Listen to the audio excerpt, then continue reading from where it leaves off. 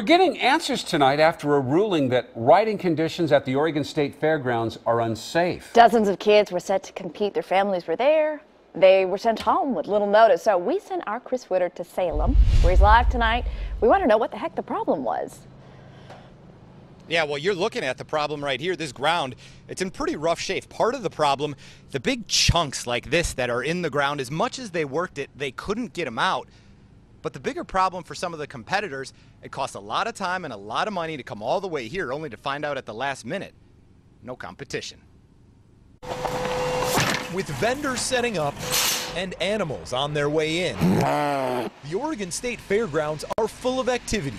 Yeah! But we found horse barns empty, the horse arena silent. Very disappointing. Very disappointing. I learned dozens of kids scheduled to compete in 4-H and FFA events have been sent home.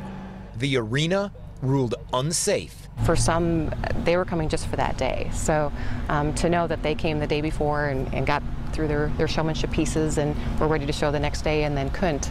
Yeah, it's both a time commitment, it's an emotional commitment as a family and the capacity of the family, and it's a financial commitment they make. I found the problem is the ground conditions. The fear that in certain events, a horse could trip or slip. We share that disappointment. I went to the director of state parks for answers. A lot of money spent by kids and families to get here, only to find out at the last minute they can't compete.